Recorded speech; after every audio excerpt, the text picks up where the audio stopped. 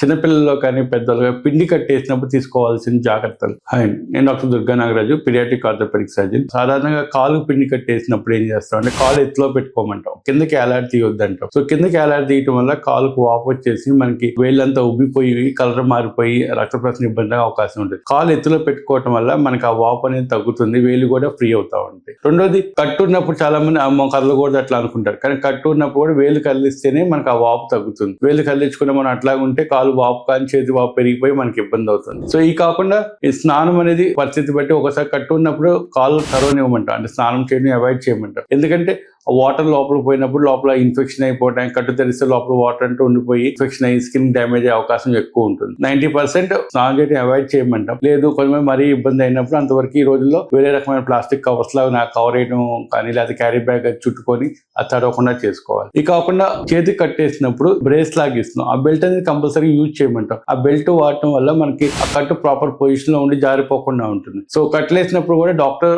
చెప్పినట్టు ఒకసారి కట్టేసినప్పుడు కాలు మీద బరువేయద్దని చెప్తాం, ఒకసారి కొంచెం అని నడవమంటాం, ఒకసారి ఫుల్ గా నడవమంటాం. సో కట్టేసినప్పుడు వేలు రంగు చూసుకోవటం, పాదాలు కానీ కాలు కానీ వేలుగా కంప్లీట్ గా మూవ్ చేస్తూ ఉండటము, ఎత్తులో పెట్టుకోవటము, బెల్ట్ కంపల్సరీ యూజ్ చేసుకోవటము, డాక్టర్ చెప్పిన కంపల్సరీగా పాటించండి. ఇది చేసుకుంటే మన కట్టు కూడా ప్రాపర్ గా పనిచేసి మనకి ఇబ్బందులు లేకుండా ఫ్రాక్చర్ అనేది హీల్ అవుతుంది.